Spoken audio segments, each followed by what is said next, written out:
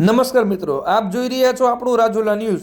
અમરેલી જિલ્લાના રાજુલા તાલુકાના ભેરાઈ ગામના ઠવી વિસ્તારના 3 કિલોમીટરના રોડની કામગીરીમાં ભ્રષ્ટાચાર હોવાથી લોકોમાં ભારે રોષ જોવા મળ્યો અને તંત્ર દ્વારા યોગ્ય તપાસ કરવા માટે ભાજપ મહામંત્રી અશોક વાંઝા દ્વારા ઉચ્ચ કક્ષાએ રજૂઆત કરવામાં આવી છે।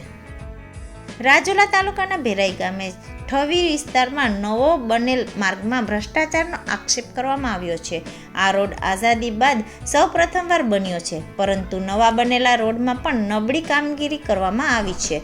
ભેરાઈ ગામે લોજિક પાર્કથી ઠવી વિસ્તાર સુધીનો 3 કિલોમીટરનો નવો ડામર રોડ બનાવ્યો છે।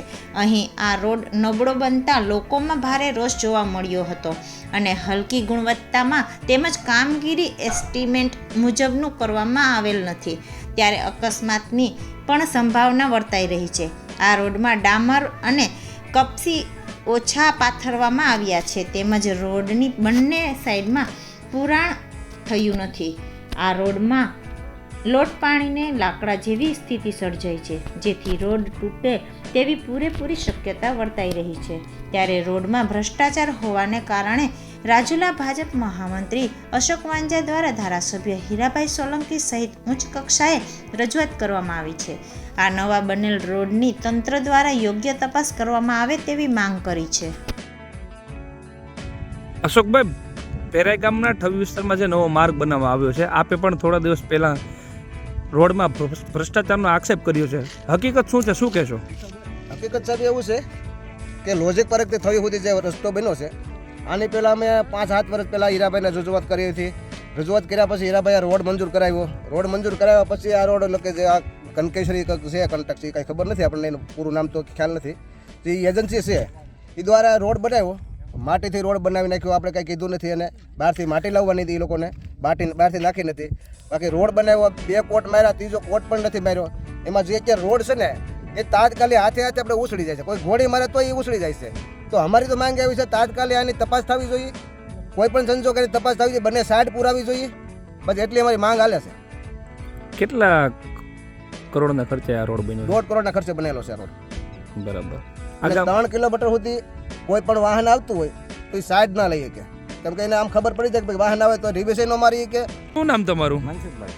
કાકા, આ તમારે ઠવી વિસ્તાર છે ભેરાઈ ગામમાં આવેલું છે, આ નવો રોડ બન્યો છે, કેવો બન્યો, શું કહેશો? આવ નબળી ગુણવત્તાનો બન્યો છે સાહેબ। આમ તો એ રોડ હાલે એમ જ નથી, આ રોડ જ નથી બન્યો બરોબર। અને બીજું કે આ સાઈટું જે છે 2 પાની છે, એ જેમ આપણે દિવાલ બનાવી મકાનની ને સણતર કરીએ એવી રીતે તો સાઈટો બનાવીને વહી ગયા છે। આ લોકોને સાઈટ પૂરવી જોઈએ ને, આ માટી નાખી ને આ ધૂળી, આ એકલો ખારાની માટી છે, વરસાદ આવે છે એટલે ગળી જાય, તરત બધું એઠું જાય ને આમાં બખોરા પડી જવાનું છે। આગે તો પણ હાવ નબળી ગુણવત્તાનો તો રોડ બનાવ્યો છે બરોબર છે, હવે પછી ને એ વરસાદનું બધું ધોવાઈને વયું જાય એટલે હેઠે સીધા બખોરા પડશે, એટલે હાથ મારી જ પોપડો ઉછળે। માંગ શું છે તમારી? અમારી માંગ એ છે કે અમારે આ 2 પાની સાંઠ છે એ બિલકુલ 2-2.5 ફૂટ પુરાઈ જવી જોઈએ, નકર ઈટાણે આમાં એક જ વાહન હાલે, બીજું વાહન તરીએ કે એમ નથી। શું નામ? રાજુભાઈ, ક્યાં રહેવાનું? રાજુભાઈ, ઠવી વિસ્તારમાં જે નવો માર્ગ બન્યો છે, કેવો રોડ છે? એકદમ ભ્રષ્ટાચારીથી બનાવેલો છે। બે સાઈડનું સાઈડ કોઈ જાતની પૂરી નથી અને હાવ હલકી ગુણવત્તાની મટીરિયલ વાપર્યું છે। અમે વારંવાર રજૂઆત કરી પણ કોઈએ ધ્યાન દીધું નથી। RMBમાં રજૂઆત અશોકભાઈ વાંઝા દ્વારા કરી પણ કોઈ જાતનું કોઈ ધ્યાન દેવા આવ્યું નથી। અમારે અશોકભાઈ મુખ્યમંત્રી સુધી રજૂઆત કરેલી છે, ખરેખર આની તપાસ થવી જોઈએ એવી અમારી માંગ છે।